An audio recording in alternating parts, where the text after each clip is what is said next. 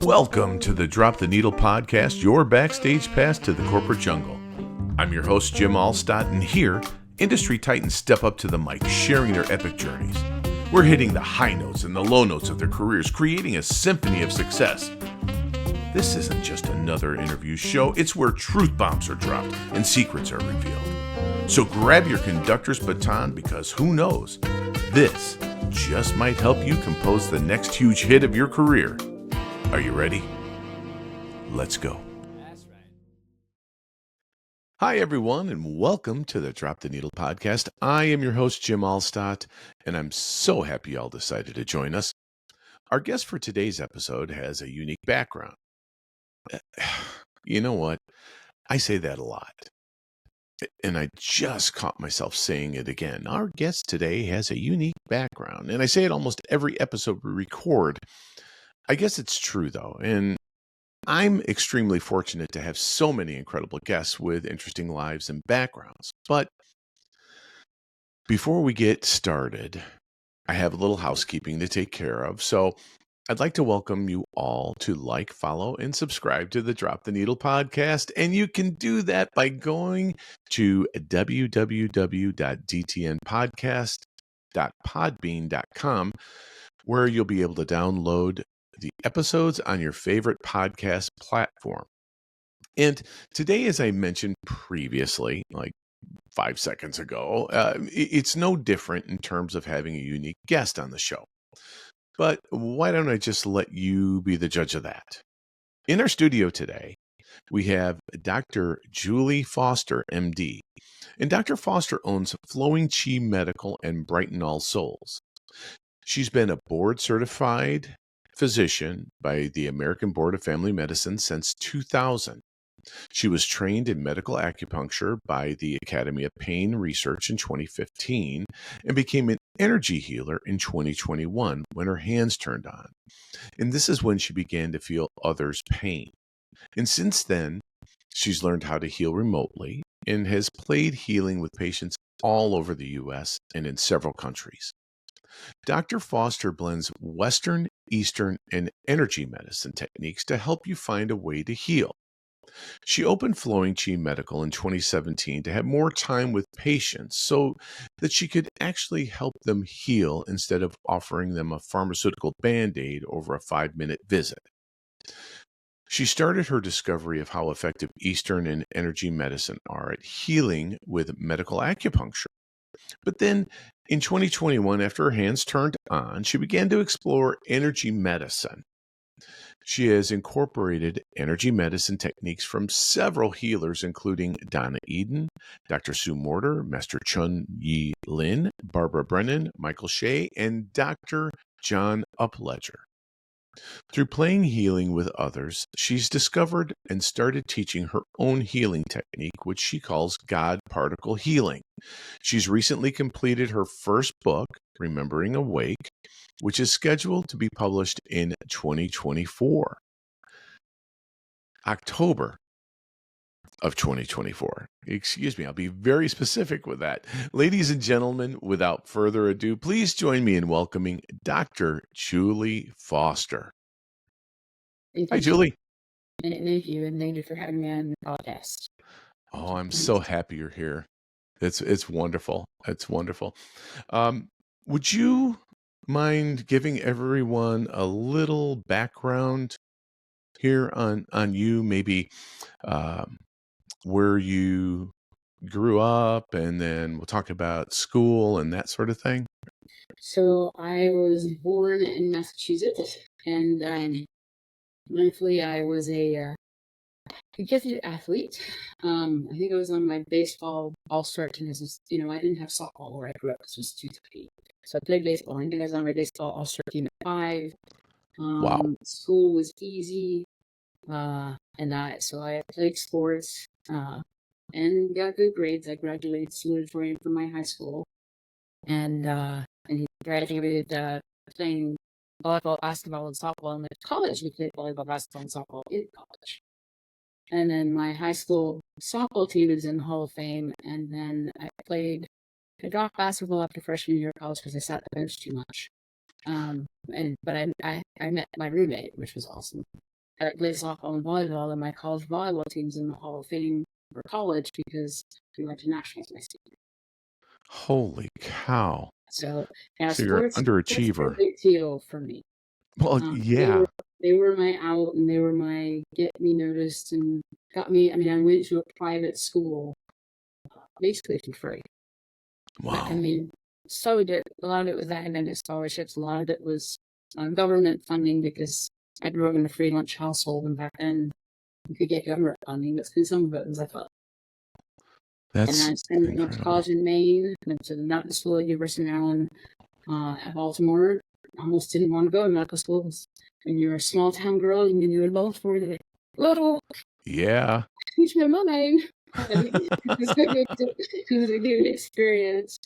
And what inner city life was like, and got some more diversity from kind of White Red New England, which is where I was before, and then moved to LA for residency, Wow. and had a lot of fun in LA for 6 years. I did residency, and my husband was doing ex-husband was doing a fellowship there, and then we moved to Nevada because there's no state tax because we had $300,000 of school loans and no house and no cars.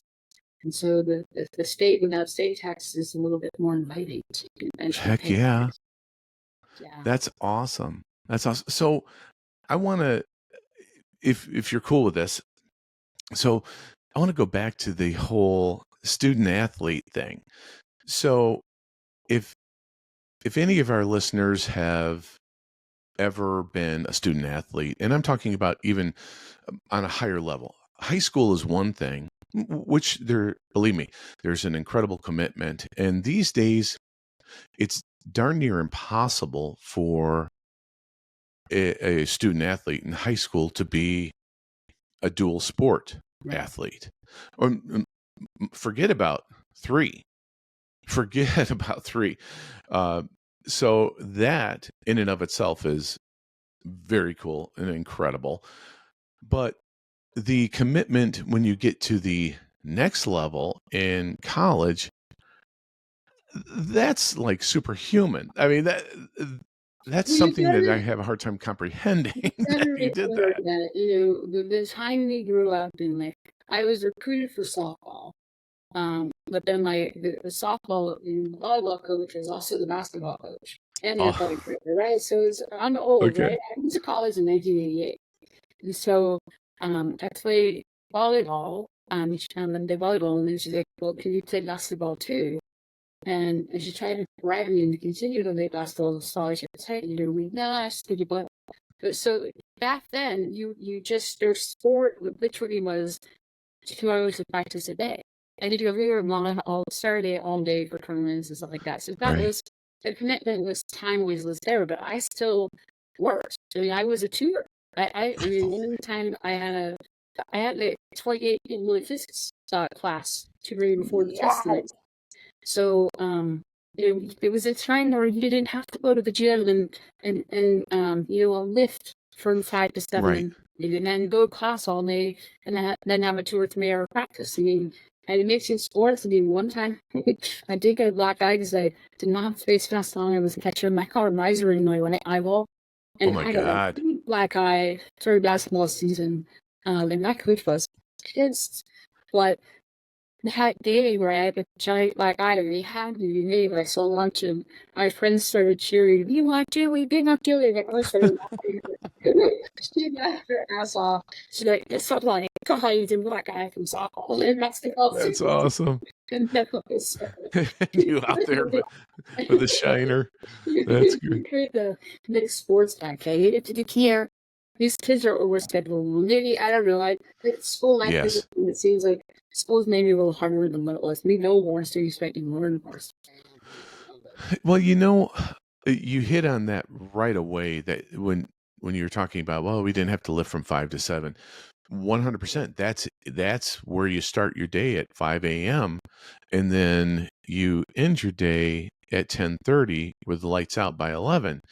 So especially, I mean, okay. So say what you will, D1, I get it. D1 is D1 and blah blah blah. But I think having experienced that with my oldest boy, it was a D3 football player, and they're not getting, and you're not getting athletic scholarships, but you are getting academic scholarships, right? So the expectation to keep those grades up, in addition to your practice commitments, your travel commitments, and everything else, is pretty freaking rigorous, man. I mean, it was the same. So when I was in school, it was 5 a.m. till 10:30, study tables, yada, yada, yada. Well, I mean, you're doing it because you get money to play there, and then you get your laundry money and your this and your that. But as a D3 athlete, you don't get that. And you have to buy your cleats, and you have to buy your gloves, and you have to buy all of these things, or you've got to find a way to pay for it. And by the way, good luck finding time to work when you have that commitment. So when you just said that to me about being a tutor in addition to that, my God, I don't know. Well, I guess I look at that, and I look at probably you then, and look at you now, and I go, okay, well, there's no wonder. I mean, there's just no wonder you are who you are based on all of that you did and accomplished. And you're okay. You're even more impressive. I told Julie, just so you guys know, I said, I hope I don't go fanboy or anything here, but I mean, how can you not? What the fuck is that? I mean, how can you not? Such a great time. I mean, I haven't been working since I was 11. You know, like at 11, wow, I got my first job working on a farm, picking like the potato worms and the tomato suckers off the plants. And at 13, I was opening and closing the ice cream stand for that farm. And so, holy cow! but you had to work. I mean, if I wanted clothing, I had to work. Yeah. And so you just did. And they just settled differently. You know, even in high school, like I worked every single Saturday night and every single Sunday morning wait for say. Back in 1986, when I could get a job, I was making like $14 an hour. But that paid for my car insurance and my car registration, my clothing, my everything I needed. Everything you needed. And I could schedule since the Saturday night. It was after the softball the last 4 days, and Sunday morning it was breakfast prep and they did night, and then you just did homework. You know, I maybe this class I really remember studying for my school was chemistry. So in history, not I hated history. So, do you have a photographic memory? No, I'm an engineer's brain. Okay, I have 2 of those in my house. So, well, and that's so funny. So, my my middle son is very literal and analytical in his thought process, and my youngest is too, but not quite as much. My middle son, and no disrespect, Nick, reminds me a lot of Sheldon on The Big Bang Theory. Doesn't understand sarcasm. And I've got a PhD in sarcasm, by the way, which most of the things that I say are completely lost on it. What do you mean? I was kidding. Well, that doesn't make sense. No, you're right. It doesn't make sense. I'm sorry. No, explain it to me. Then I find myself like drawing this thing out, and it's just like, okay, it's not funny. I forget humor, forget sarcasm. It does not work. But I know for a fact you have a wonderful sense of humor, and so there is that difference. I can understand what you're saying, though, as far as the engineer brain. I don't know that I use sarcasm because I'm not as smart as you, Jim. I never have a master's. Oh, please. And my 3 children have like 3 PhDs and studies, but that's not there. That's awesome. Yeah, no, not as smart as me. Please, are you kidding me? Oh my gosh, It's probably like the people that hear the RPG, they are all smart. Like they're little sarcastic beings go. Perfect. Like Michael and his dad can just really with our DTN Michael through her best grade. And I got a meeting at Christmas time and he told me I got my heart boy. I was like, what do you mean?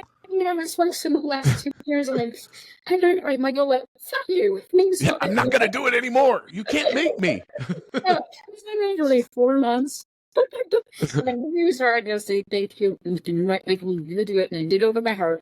And I just asked her next to it, you okay to be telling the F off to materials? And then and then like, yeah, Michael, I know it's a bit boring, and years had nothing less from you. That's outstanding. That is just outstanding. So I'm glad you said that. So that makes me, it's funny when you start to get into the spiritual undertakings and start to get into that environment. There's certain people that will go one way, right? Where no, you can't say that, and then I just think I'm completely fucked if that's the case. You can't swear, you can't do this, you can't do that, you can't be a smartass. I am in trouble because and this is awful. And please, everyone, understand this. My defense or coping mechanism is to make light of something. So it could be the worst situation in the world, and I'll crack a joke. And it's just like, what is wrong with you? I get so many side eyes with that stuff. And I think about when my buddy Todd passed away, and I made some comment, and I was there with last breath type of, and it wasn't even a type of, I was literally the one there for his last breath. And I said something funny because it was a lot, right? Because I was a young adult, and that was I guess it was the second time I'd experienced that. And I said something funny, and my good friend Kevin Nooney is still alive. He's like, "Dude, what is wrong with you?" I was just like, "I'm sorry. Sorry." So in the last couple months, me and my favorite part is Table Gum, right? Yes. And I think we have once you leave, you can play this game we call or 2024, and that's the play it is with Love and Gate. And so I was reading some books by Virginia Scene, and one of them was Sodi's channeling Michael. And Michael said, again, do the ha ha ha meditation. And so I'm like, cool. That's how we're gonna have this quote unquote mass ascension, and then collective orgasm, and everyone's gonna be laughing their ass off, and that's the frequency of ascension. And so I did ask Heather same night, and Heather, so ask Michael if the ha ha ha meditation is gonna collective orgasm. And she's like, I have no idea what you're talking about, but he says, yes. You can't. And after raises your head reached. So it's a gift when you giggle because it gets you, the uncomfortable parts are horror, and you can get stuck in the uncomfortable parts. You can giggle, you go, no, we come back to center, and open yourself back up and be okay. And as far as bosses go, I got some bosses. I mean, I have a little bit of Shiva in me, and I think I'm here to destroy the walls. Like I don't believe in dark and light. There's energy. That's it. I don't believe that people who say you can't share or in bad, and that's gonna condemn. My new guy was very lazy. Right. That's just a box of fear, and the bosses we create for a visit.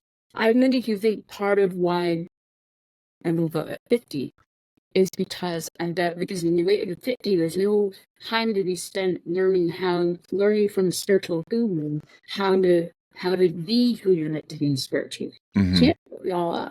So you can't get busted with a pastor, can't argument it, any of this, that is, you could do this. We're not going to be, you can drink alcohol. It's all these boxes. And so once we ditch the boxes and just we're okay with who we're at in the moment, it's the idea. I just made it to a conference last year and drink alcohol is lower your vibration. Bullshit. I mean, if you're drinking alcohol and you're in a fear mode and you start giggling, your vibration is going up. Because if you're, I tell this with patients. I mean, you hold that drink and you go back to the original trauma that you you started drinking from. Oh yeah, Mhm. your vibration is going into the depths of that trauma. But Sure. is it that big if you're choose to the light at the but you're gonna drink alcohol to stay in the dark and in the box. That's what it's that. Right. And people trying to deny me are going to that box and they get my out. So if you're having alcohol as your friend and you're doing for you might your hands a little, your vibration is going. Your pants. You just peed a little. That's, yeah, right. Right. Well, I mean, there is in my opinion, obviously I'm not a doctor like you, which is I'm digging this so much you have no clue.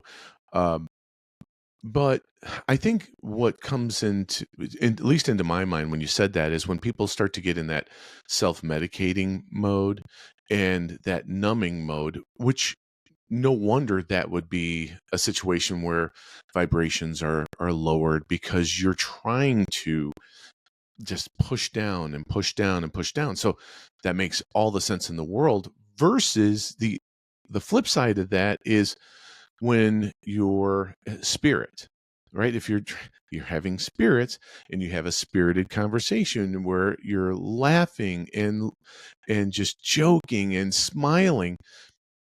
I had heard one of your interviews on another podcast where you were talking about laughter being one of the or laughter being the best medicine. And I have to say, and it's going to sound like Buddy the Elf, smiling's my favorite. It's not. Laughing's my favorite. I freaking love to laugh, and the more I can laugh, the happier. I know it sounds funny. Of course you laugh and you're happy. I should, although that's not a foregone conclusion, I suppose. But it is with me. When I'm laughing, I'm at my best. I feel the best, and it just couldn't get any better as far as I'm concerned. I love laughing at myself because I goes to yoga, and at the end of yoga, I'm looking up and there's Steve Purpose and swooping into the dimensions. Immediately, I went to sight and immediately got in this answer like, it's you, dumbass. That's awesome. Yeah. That's where it's. And people are then take themselves so seriously, they bid so straight with it, can't be wrong, and they can't and neglect themselves. It's when you can giggle at yourself, the doors are open.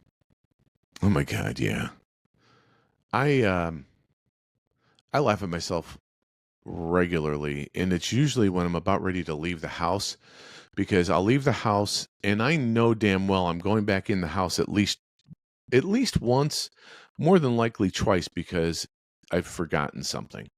Keys, phone, wallet, list when you go to the store because if there's more than 3 items to remember, I'm done. I won't remember it. And I can't tell you how many times I've gone to the store for milk and come home, put everything on the counter, and have to leave and go back and get milk because I've forgotten milk. And it was just like, where are you going? What do you think? Oh, yeah, you went to the store for milk and you got everything but. Yep. I don't even know what's the store. Yeah, pretty close. Yeah, within 10 minutes. It's an easy drive, and I'm laughing usually as what else can I do at that point? It's okay. Yeah, right. Yeah, I wasn't finished with that chapter in a book or song or something like that, and had to listen to some more. So it was all good. So we talked a little bit about the medical piece because you had said that you went through your rotation of residency in Los Angeles. Is that where you met your husband? Or ex-husband? Excuse me. Yeah. Was in medical school. In medical school, yeah. Okay, and it was out in L.A. or is it Baltimore? Okay. I grew up in a small town too, a small farming community, Plainfield, Illinois. And Plainfield now is unrecognizable for people that grew up when I did. I graduated in in the 80s from high school. And I think we had like 1,600 people or 1,260 people, something like that. It was either 1,620 or 1,260 in Plainfield at that time. One school, one high school, one middle school, three elementary schools. But man, now I think they've got 4 high schools and God knows what else. And it's crazy. So I can relate to that because I went from Plainfield High School, went to Illinois State University, which is again very small, Bloomington Normal, and then transferred out of there and went to DePaul University, which is in downtown Chicago. Talk about culture shock. That was a lot, man. That was a lot, and I had to work, so I did the only thing I knew how to do and started walking up and down the streets looking, stopping in shops, restaurants, different things like that, and see if I could get a job, so I'm very much where, although when I went to DePaul, I didn't have to worry about any, athletics or anything, but there's a commitment also in music for rehearsals, for practicing your instrument, music theory, piano, talk about foreign language to do some of those things. And it was pretty rough, but I could relate when you said small town and then going into an urban setting where, I'm glad urban settings, like Baltimore, was great. And then LA was amazing, food and really diverse. oh yeah, LA, and I love it, but I still want to raise a kid there because I don't want to sit in traffic and you couldn't really make any money there. I get that. Because it's medicine's so locked in. So, Yeah. coming to Carson City where I live now, population here is probably right now about 60,000. But it's still a little bit of a small town feel. And yeah, I could see that. All of this BLM land and tile, and I love it here. That's nice. That sounds fantastic.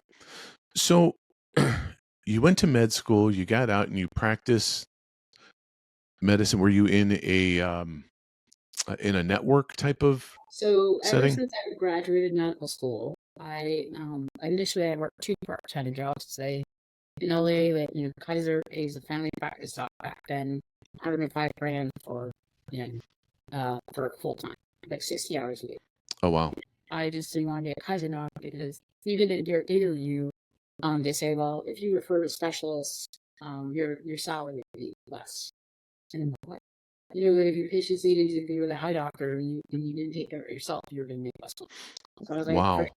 So, and then after my first child was born, a year after I graduated residency, and so thankfully I only worked part-time since then. So, my first job is mom, second job is doctor, the third job is coach. I coached softball for 9 years, including high school. Very softball.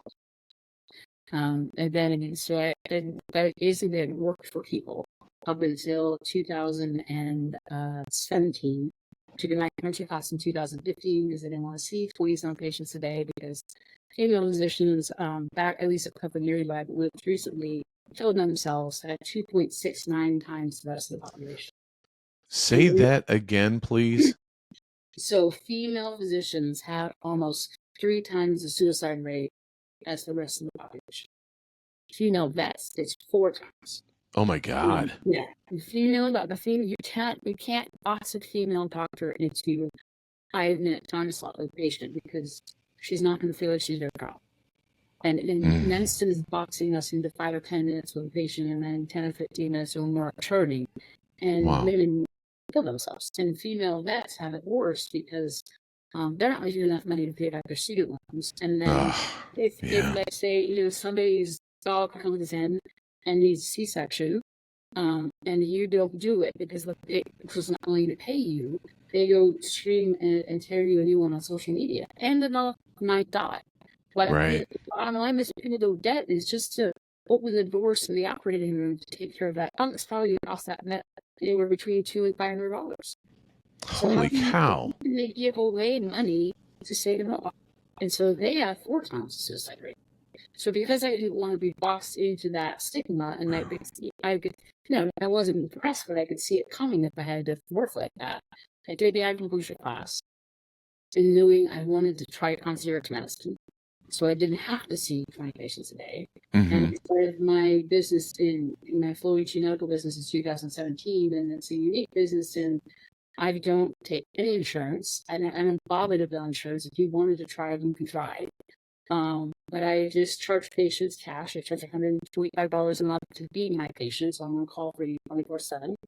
I charge $75 for an acupuncture energy medicine visit if you come in, or $25 for an office visit. And I do my own scheduling, and everybody has my cell phone, and that's the next.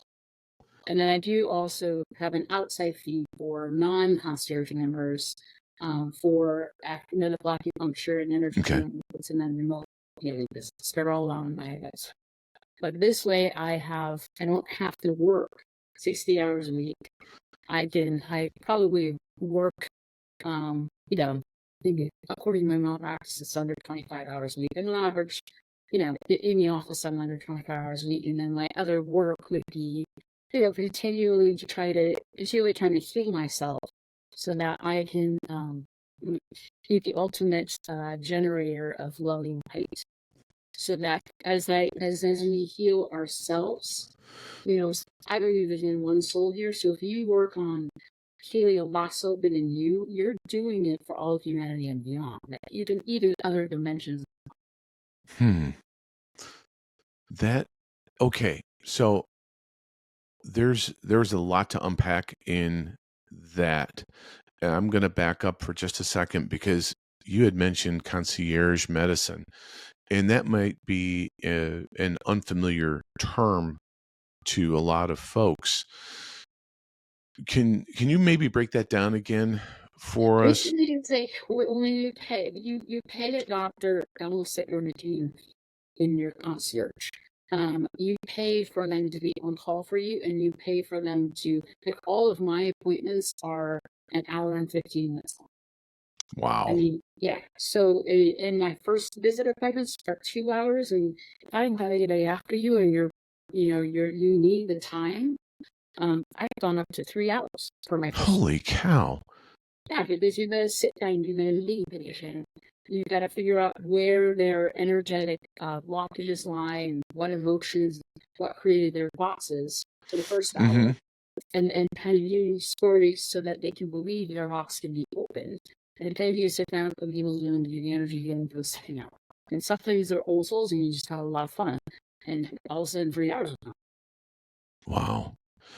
So your approach with your patients, is it a combination of Eastern and Western medicine, or is it really okay? Well, they got the patient. I had some patients that really want Western medicine, and they only want prescriptions. They see me for that. And then I have a patient actually, and I've done it. I'll go a while back. My couple of them could be stage. So, one person that comes in just with the energy medicine part, she sat down like New York State cancer with the hose. And I was right. She had the answer, and she was going to have to go back because, they have to take it all out. And she's I hate you for the energy medicine part. I'm like, well, here's the deal. If you choose to leave the victim loop box, you will heal your skin cancer. But as long as you're stuck in victim loop and the baton loop, you're going to need to invest your insulin after you kind of off face. So, again, up to you. You choose. If you heal, skin cancer will go away. Skin cancer straight. She didn't get a chocolate. She's a victim loop. If she doesn't want to leave that box behind, she's going to have my will. She does not cut it off. And another patient that comes to mind, just got diagnosed with rectal cancer, and she's going to play. She's definitely going to heal in the heart. And she wants the cancer to be gone. But I told her, when you have surgery, she goes, me have surgery. Well, I'm going to go, if you're a cancer in there, someone's going to have to go back in and look and make sure it's gone. Now, when the surgery goes in, he goes, where the hell is it? That's fine. But you still are going to have to have somebody look and make sure you got it to go away energetically. Right. So then, like I said, patients like that. And then patients that just that please have my prescriptions, because they don't Right. get it. And so I do both, because I've been trying to in 96, and I've been board certified since 2000, so I'm a little bit old. I'm like Oh, stop. I'm the the cock doctor. Like, my You're in age, that sweet spot. they burn out. I'm the sweet spot. Yes, yes, you are. Yes, you are. Uh, so that in and of itself is very interesting because a lot of the well, I guess a lot of what you know and you hear and you see through either the news or these exposés or what have you, that medicine, and I'll paint with a big brush here. Medicine is in the pocket of big pharma. So they're prescribing away a lot of these things as opposed to treating them, which is considered a treatment, I suppose, in Western medicine as medication. Well, and I guess it is, period, that it is treatment, but it's not a cure. Correct. I mean, I feel like our prescription medications are band-aids, but the Right. cure is unboxing. Really all of our illness is created by fear. And whether the fear is manifested as anger or anxiety or guilt, or Hmm. that is what creates disease for your benefit. For your benefit, so you can heal in a way you never imagined possible. The Western medicine doctor just is like, right pill, actually Right. to put a band-aid on the disease. But I would much rather play healing and heal the disease than just give you a band-aid. But sometimes you need a band-aid. Sometimes you have a patient that doesn't know how to play healing and doesn't believe in it, so you give Hmm. them a band-aid. I was just going to ask you, so are there times when you have to essentially use medication as a placeholder until that person's ready? Yes. Okay. Yeah. I just like somebody who sees me for acupuncture that had been throwing up blood pressure medication by another doctor. And she like, I'm thinking, I know I can deal with this. And so we get her on the table and we play and we laugh. And she That's went great. on blood pressure medication. Because she unboxed the anger that was creating the hypertension. That's interesting because you and I in our conversation or pre-show conversation, we're talking about the body and what an amazing thing it is, and talk about the body. It's almost like an archive where it remembers everything, and it may go through the brain, but then it goes to rest or So be I put think away someplace else. our true the true origin of our thought is in our fascia. And I was at a lecture Right. one time, and this teacher had said she was in London visiting a friend, hadn't seen this friend in years. They together, they were deeply, they were going to go out to eat, and she looked off the curb and looked this way, and she's in London. There's a bus coming Oh this my way. God. And so she didn't realize she was stepping in front of a bus. And she said she got herself from the street back over the curb so fast she doesn't even know how it happened. She didn't have time to think, right? So Wow. is it your mind that is, you have to think and then send nerve impulse down the muscle sheaths and into the muscle fibers to get you back? Or is it a fascia that is already there going instantaneously back on the curb?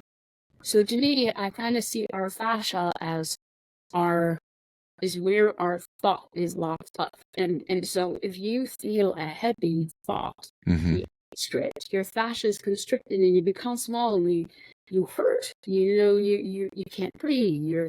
But if you heal, your fascia goes,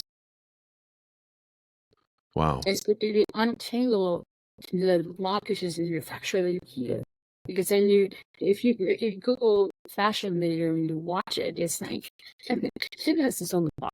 It's just that, let me go here, and this beautiful web of fiber to your body that Right. is just amazingly, it's, I don't know, it's an energy that's just amazing to watch. And And that's what I I see that fascia is where, being, yeah, that I think web. that is where our subconscious, bullshit is stored. And when we work out those energetic tangles, we heal. That's so interesting. I had someone do fascia work on me, massage, because I've had 2 hip replacements and a knee replacement and shoulder issues and blah blah blah. And this person told me that, it's going to feel better today, but it's going to get continually you're going to start feeling better in that area, as well as more mobility, range of motion, all of those other things. And very much Right. the truth. So the first day after I was done with it, the massage, and I don't even think it was just a massage. She had an apparatus that went like on both sides of the scar tissue, and she said this might feel a little pinch because of the electric that goes, the electricity that flows through it. But by God, it's my left knee that was replaced and had very little range of motion. It has improved exponentially. Yeah. And Exponentially. again, myofascial release works. And what she was doing was in Chinese medicine, like if you have a scar, you basically are cutting the energetic connection of the meridian. And Aha. so her putting electrical impulses on each side was restructuring the energetic alignment or the energetic flow through the scar tissue. And again, the fascia maybe is being reprogrammed to be. I see all of thought, like what I'm telling you about fascia. Mm-hmm. The Sufis say there's 113 ways to get to God. Under these law monastic. So if you even believe in with this fascia spot, and you can restructure the fascia scar tissue, you're going to heal. I gave you an in to look up. Right. So under 12 nested and like that, here's how you find out, and here's how you use to keep that energy heal. One is feminine, and that's when you get to the point where you're that, just leave it over to people. You don't have to think. Remember Stop doubting yourself. you're already there. Like remember, But if even in this freaking dimension, we use the masculine ways to bring another mind in to be like, come on, play that nuts. And, Wow. if the mind needs a way to go, oh yeah, I didn't believe that, so I'll play with you. It's even that Joe Dispenza just put this documentary out called Source, great documentary. And the whole thing is, he gets 1,500 people ish, to basically meditate together for a week. And it's just so they time it, you get outside just to go, how does this meditation work? How does it work? Because it works. You can definitely cancer in a week. And so the scientists like, we're going to measure below this, we're going to measure the heart, we're going to measure EEG waves, and maybe another thing. By the end of the documentary, like all the EEG waves are in sync, and they're in whatever phase that you go into with open meditation. Everyone's heart is beating at the same heartbeat, and the blood levels of these things that will eat cancer cells go up over that week, right? So Joe's proving that look, my meditation creates this amazing scientific.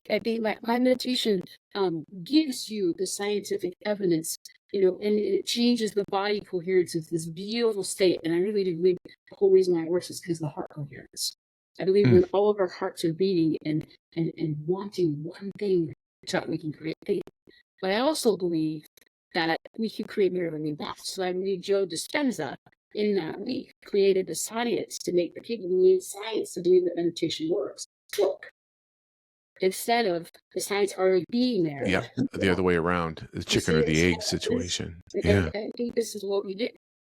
I spend even the book where we learn how coherence to watch out. We can trick everything else.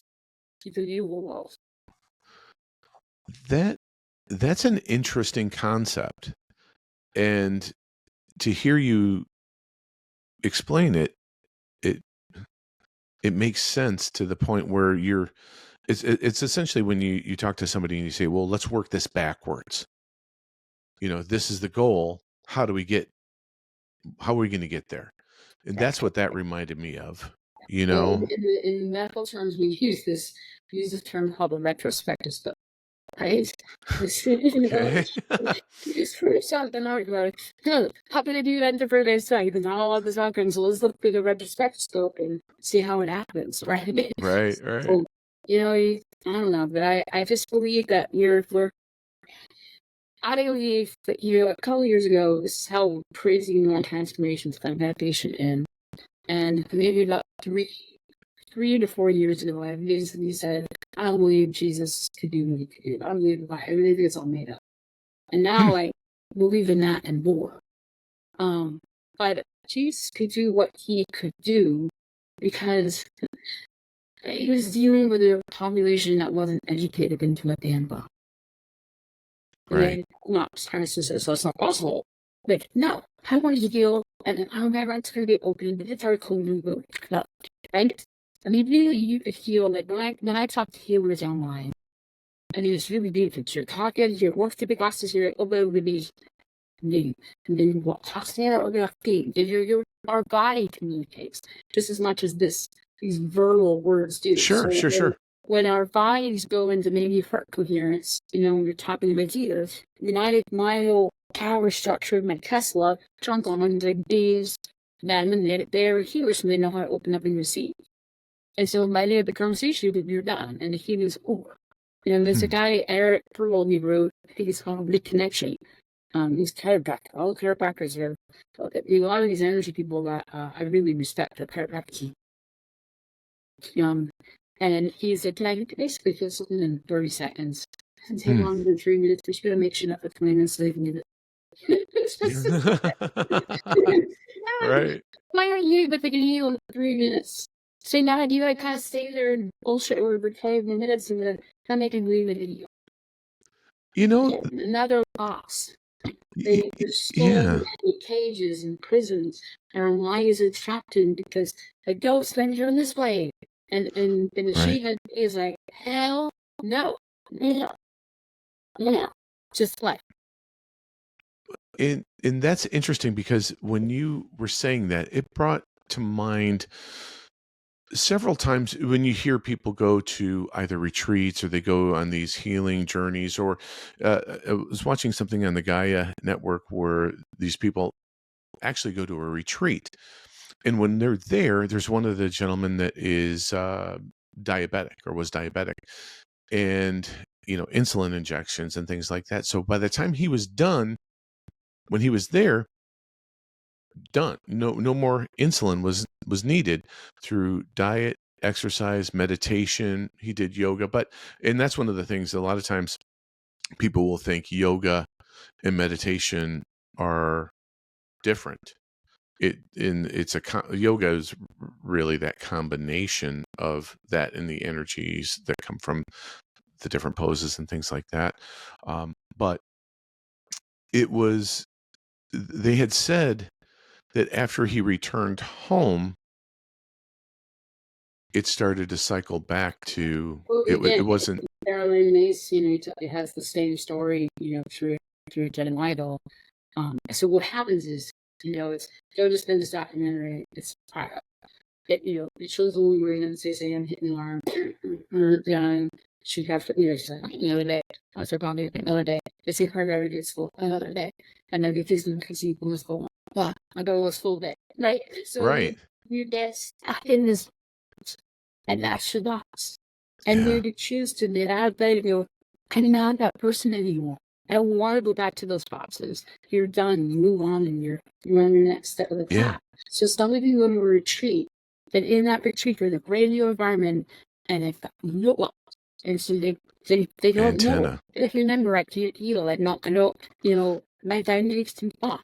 They go back into their home life situation, a stressful job, maybe a stressful marriage. When I was stressed, they have their coffee. I mean, stuff before the electro. Right. That meant sit at the coffee I've been having every morning since 8th grade, and go back into that another day, because again, it's you go back into the same trapped behavioral pathway. Sure.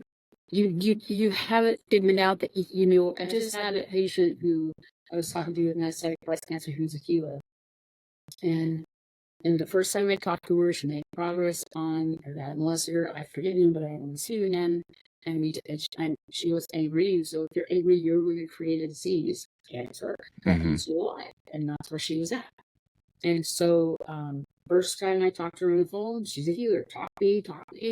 Next day, she calls me and she's like, "Oh yeah, I want to see my dad."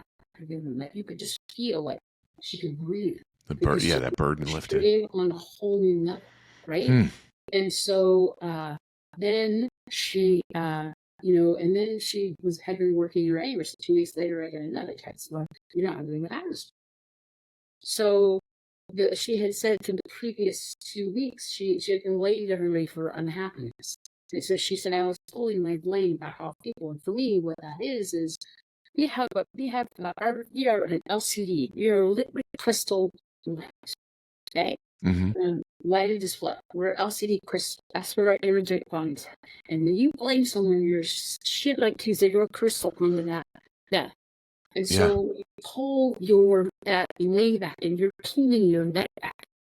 And you're becoming more powerful. You're remembering who you are, that your essence. And so she has spent 2 weeks fooling at it. And she said she woke up out of bed and was like, same person she was in the previous 2 weeks. She's like, she did that. Wow. She went back to bed, got out of bed again, asked the person who had pulled her light back in. She didn't know what she was doing. I'm like, this is beautiful. So she pulled her light back in, and she said her pelvis was blasted from the inside out with light. And this is where our child lives, our past life lives.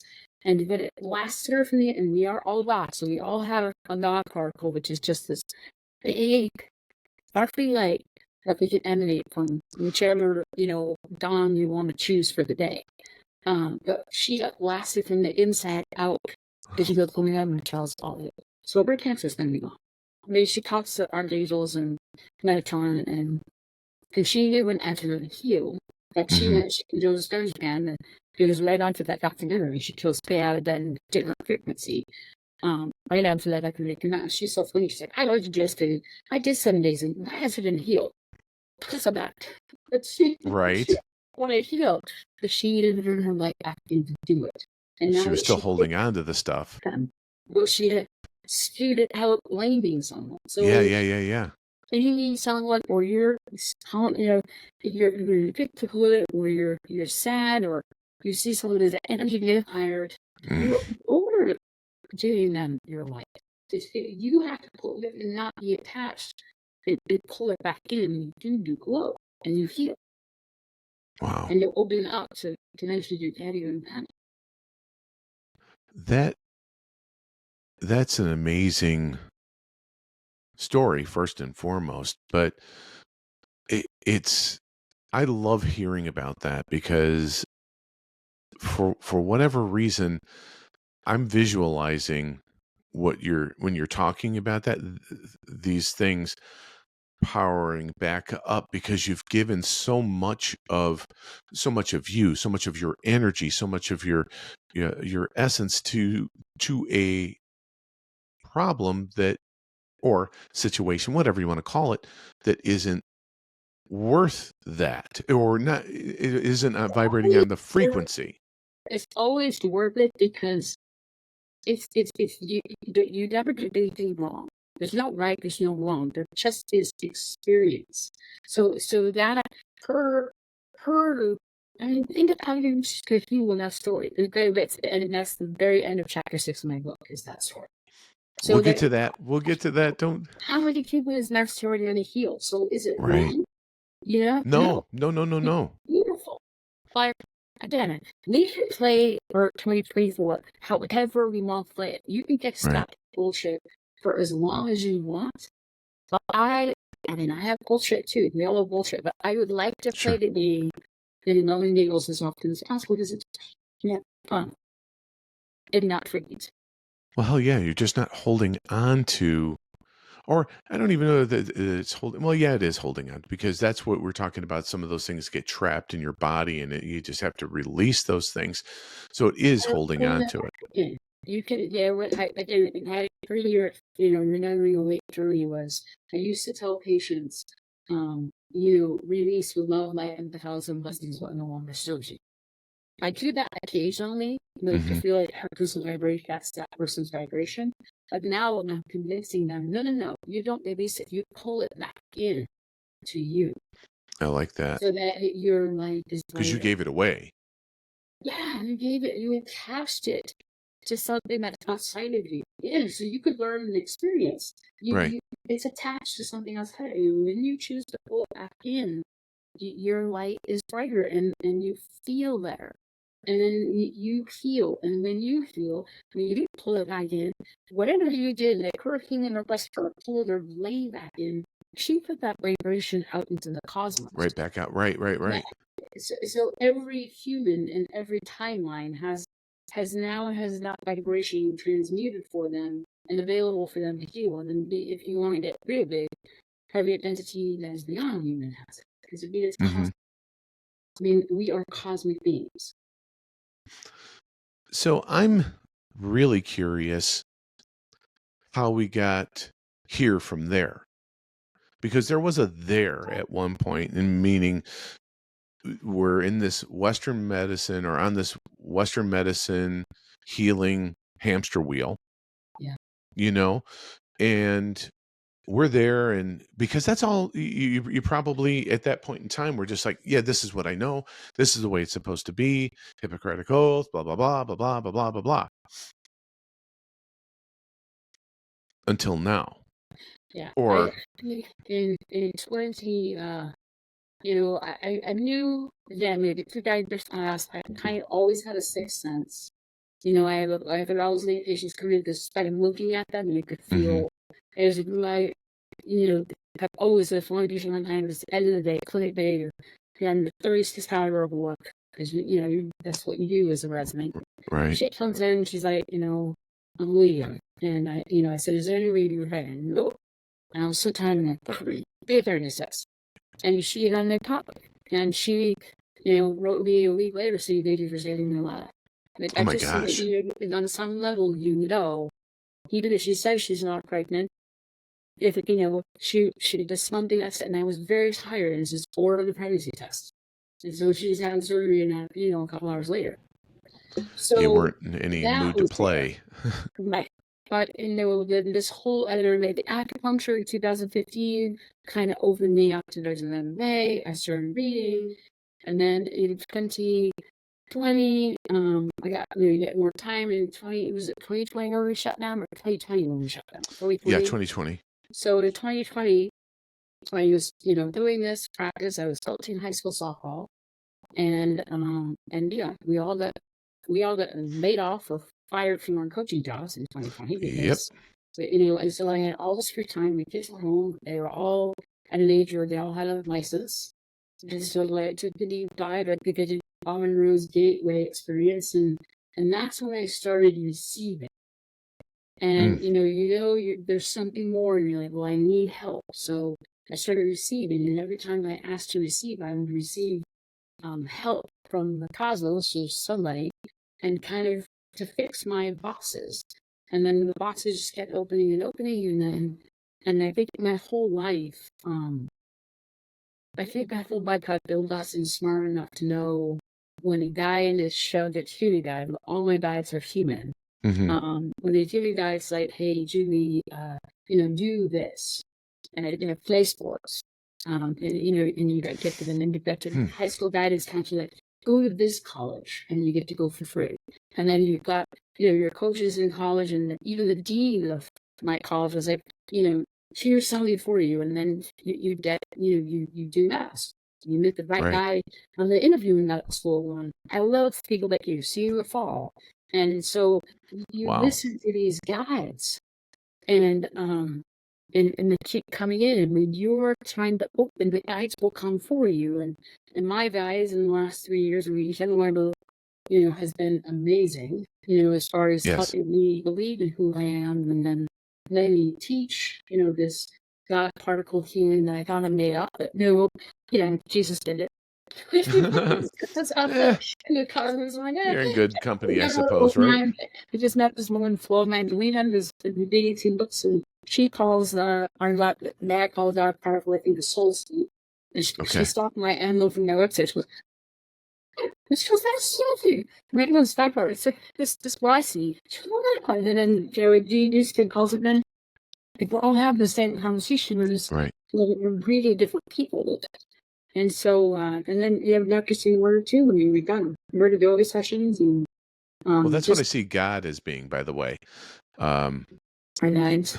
Well, no, when you see guard particle, in the telepathy, the everything that you just mentioned is how I see.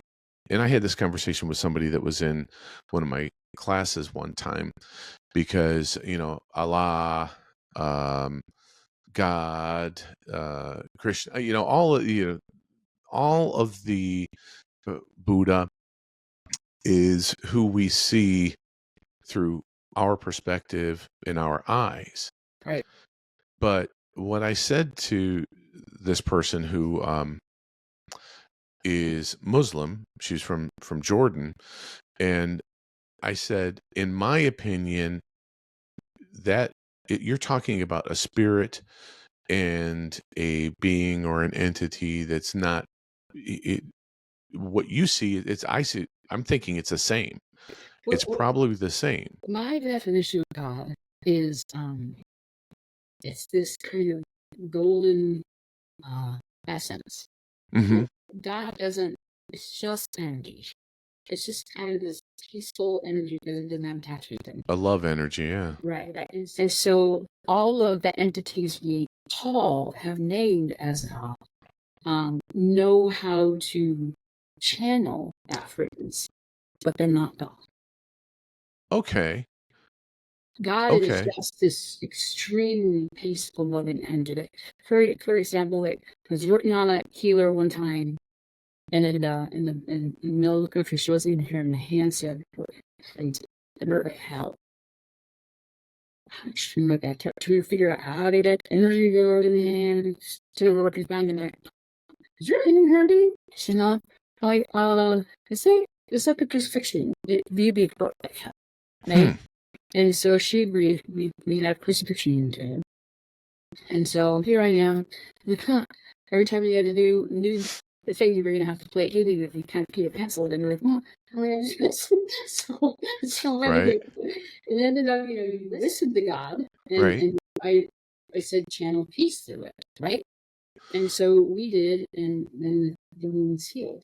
And that was Jesus. I have a patient that's she's 101 now, but she was 100 at the time. She came in and kind of drew. She had this beautiful flower of life cross, grow. And then I had somebody else that thought that there was going to be the end of the world last year. Mm-hmm. If we were going to have, and Right. still like kind of the same all week, right? So I'm like, I'm new at this game. I never crucifixion you before, so I reached out to Jen and another friend, and my friend said forgive, and no, but the energy I see as God is just peace. They wouldn't understand forgiveness or injustice or good. It doesn't understand the concepts of duality. The human concepts. It doesn't understand human concepts. So the duality concepts. It only understands peace. And so forgiveness wasn't it, but I also got to honor it. Jen said to honor it. And so what I discovered was if you honor that you got crucified, so you collected anger, guilt, sadness, grief, injustice, you kind of really collected an understanding and a wavelength of those emotions. You did an awesome job. Honor that you did that, because that sucks. But then you heal it just by putting peace, which, again, God to me is all energy ever created in all time. And that energy doesn't have any attachment. So it's utter peace. And when you channel that peace through it, it's done. It's healed. That's so interesting. So you kind of knocked me back on my heels a little bit when you you mentioned that because when you said the entities channeling through, where I was just thinking that it was us that was putting a mask on the energy, if you will. And I know that's probably a bad description. You could say whatever entity you want. I mean, today, one person with Vita, I mean, Sure. people, they choose, and I do too, things. I have people say, I'm God, God is me, mine is one, and today is one. So you can choose who you're. Last week it was tap, I was monkey out, it was onion. So, Okay. it was a fun part of it. Well, you no, that's but you can label, and you can believe in that there are 112 ways to God. Right. You can give a deity, they say, oh my God, and I'll tell you, people who say God or Jesus on the table, Buddha is pretty powerful too. They tend to have the most powerful healings because there's so much belief attached to that, Right. the entity behind that name. Yes. That they believe that makes sense. More effectively. Mm-hmm. But really, like those energies are just Without label, is from the sounds of it. Yeah, but the energies we called God are not God, but they are a pathway to God. Gotcha. No, I get what you're saying. That is, I got to tell you something. We're like 58 minutes into this, and I feel like I'm just scratching the surface on the things that I wanted to talk about, because I wanted to talk about acupuncture and the myofascial work and see if it's connected, and your human grid by doing those, and the meridians and all that stuff. We didn't get to it, but that's okay, because I'm digging where this is. And I know you had mentioned a few different times frequency, which is an incredible segue as it relates to the pillars in pillar 4 in our podcast. In the podcast, I shouldn't say in our podcast, but it is ours because we're here together and all that good stuff. Are you okay? So I'll put for a second, are you okay if I transition into that? It might seem like a pretty abrupt transition, but I'll mention the frequencies again and then go back to that. Okay, so a few minutes ago you had mentioned frequencies, which was an opportune time to segue or transition into the next pillar, which is pillar 4, and that's our musical section. And anyone can tell you that has listened to this podcast before that this is the section when I ask the guest some musical questions. And this is pillar 4 of our show. And as I mentioned regularly, music is the tie that binds. And I believe everyone has a soundtrack that accompanies their life if they just take a moment to think about it. So, are you ready for the musical questions? I am. Okay, fantastic. So, what was the first song that you fell in love with from the radio? So we didn't do radio in the house. My mom did the records, and I would say "Crazy" by Patsy Cline. I mean, that one voice transcends dimensions, and so that was beautiful. I'd say on the radio, I was Prince fan and Dust Cry, and then Heart. I was and the song I really loved. It was in one of the more popular, so I loved it on Butterflies. What was it again? I'm sorry. Flying Butterfly, My Heart. Okay. Very cool. I don't know. Showing just high as a butterfly and just falling back down on the ground and enjoying the ride up and down. It's just a very peaceful song. That's cool. Mm-hmm. Now, I know some Heart songs because I think they're incredible. They're incredibly talented. Prince, huge fan of Prince. I did my song list a few episodes ago, and was asked, I asked myself this question, if there's a song that describes you or your business, and I had mentioned Sexy MF So that's yeah. So that it made me laugh. It made me laugh too. So, um, one of the other questions that I talk about usually with youth or childhood is, and by the way, this doesn't have to necessarily be youth or your childhood. It could be any road trip. But did your family or did your friends have a song that everyone would just belt out on road trips or vacations when you were growing up? So family didn't really have, songs in the car. It wasn't exactly a fun time, but I mean, I guess my road trips have been past the sports course. Yeah, Okay, right. I was always at 40 back and forth to the game. We really were like we did ass. Yeah, We did blow. excellent, Yeah. excellent. So, what was your song for that? We are the champions, Queen. We are the champions. Come on, Queen. Wow. That I'm going to tell you. Did you not do that on your Muskrats? Hell yes, we did. Yeah. We Okay. did that. So I'm older than you, and so we did that when I was in 8th grade for our wrestling team. We would play that because we were state champs 3 years in a row. So yeah, that was a big one for sure. Do you have a hype playlist? And if you do, what are a few of the songs that might be on there? So right now, my go-to song is "Humble and Kind" by Tim McGraw. I I love that. love that song. It keeps me. I mean, the tears of humility are how I find God. So I want to stay in that vibration, so I never lose it. Mhm. I do love "Cover Me in Sunshine" by Pete and Willow, her daughter. It's another beautiful one. Another one is "Grow As We Go" by Ben Platt. I'm digging that song right now. "A Million Dreams," and I like Pete's Perfect because I love Pink. And Oh then yeah, Garth Brooks, "The Dance." great Those are song great by the too. way. That's a great song. I'm a big Garth Brooks fan. I have been for a lot of years, and one of my one of my favorite songs. Well, I've got so many. I hate to even say I've got a favorite Garth song. The Dance is amazing. Um, If Tomorrow Never Comes, that's another one. Just never forget to say how much you love somebody.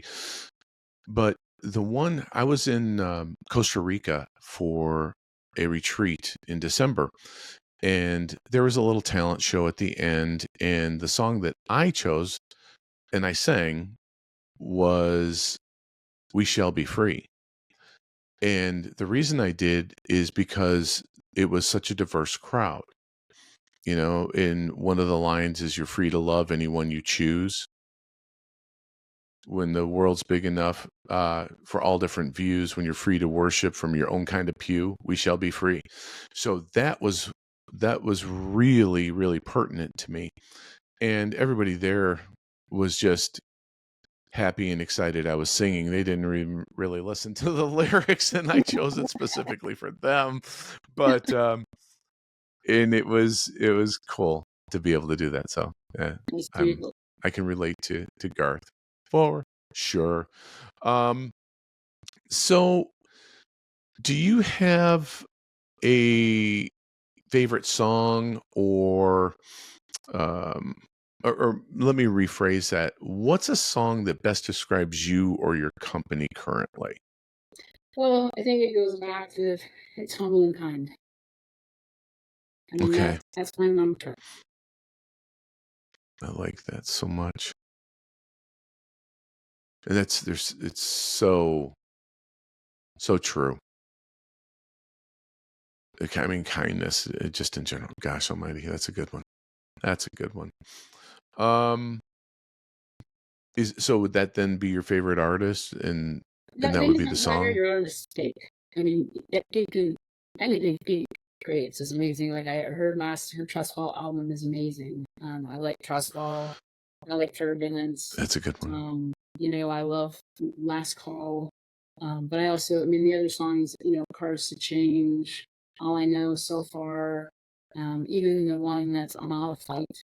I mean, it's a surrender relationship.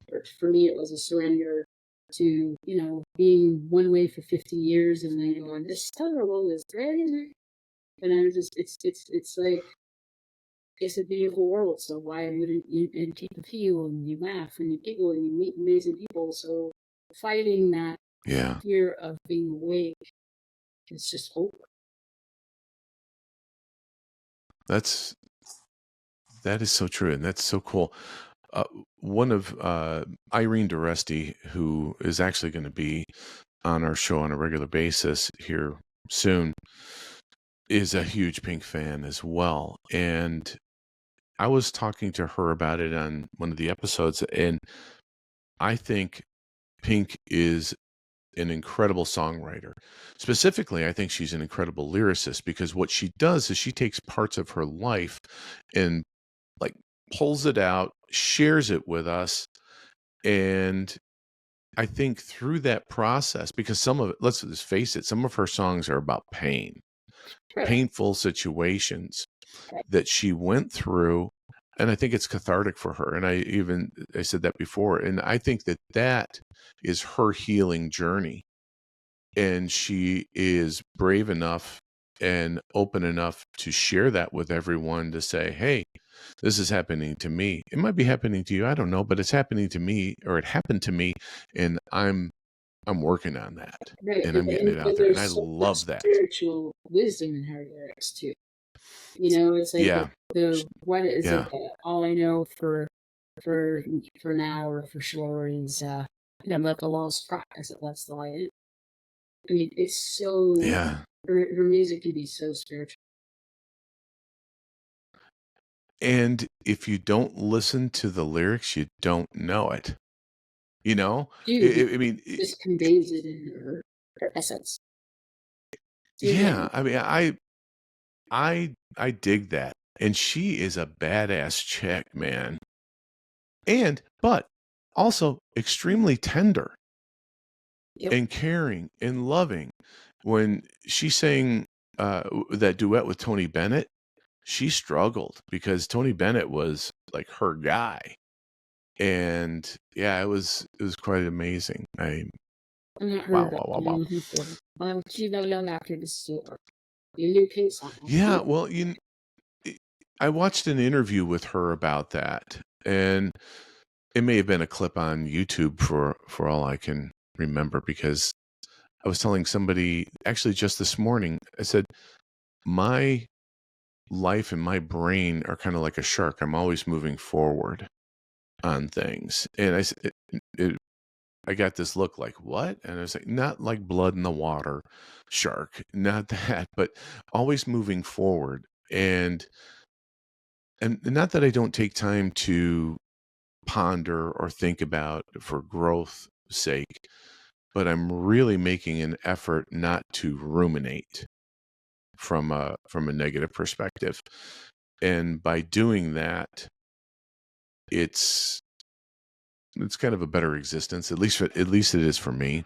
It's a lot So better than I'm, this. We're not supposed to stay stagnant, so it's a good, that's beautiful little, in the flow of a shark, it's really beautiful. Jen. smooth, just moving I'll along, put that on and use it to teach. And it was my newest daughter. She used shotgun, so I'm gonna use Is that that on. right? Yeah, because sometimes she Yeah, does there get, you go. and she does hang out and just pretend you're a shark and you're not gonna stop swimming. You're Yep. just gonna keep moving. You I like can't that. stop. You Yeah. can't stop. You stop, you slow down, you're in trouble. And that's truth. And that's life. If you're stopping to think and let things fester, you're kind of in trouble. You're not in a good spot. So keep moving. Better things are on the horizon, that's for sure. So there are some songs that I feel could really impact the way people think or feel about themselves, the people around them, and in their world, if they just really listen to the lyrics of a song. Now, you mentioned one. What might be some others Well, that you could think of? the last one, I mean, again, huge beat them, right? So, last one of your life, Satan, first to change, Hmm. and then trust fall, like, after, you know, or as I was going to Egypt and really shifting in belief system, and again, you don't see it as a don't see it as a relationship. Like, just see it as just open it. Could be just trust fall into it. Just your beauty, your bounty, your light. That's fantastic. That is, your perspective is really neat. What was yours? The last the last question I'm going to ask about music is, yeah, and I know that this to be true personally. There are songs that just ring so true, and they could literally stop you in your tracks. And those lyrics sound like they were either written specifically for you or by you. What would that song be, and why? Stop me in my tracks. I mean, I what I've told you again, humbling kind, cover me in sunshine and bronze we go. Like right now, those are the ones that resonate.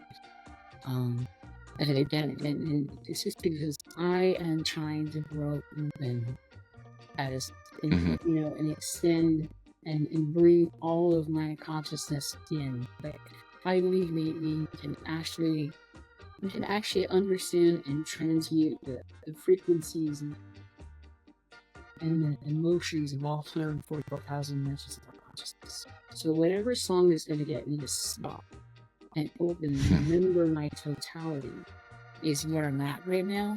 And humble and kind, again, I find God through the tears of humanity, and I never want to lose. And courage and trustful and, you know, just those are the ones. It's like that rotation for you. It all hits the same spot. Yeah. That's cool. That's very cool. Well,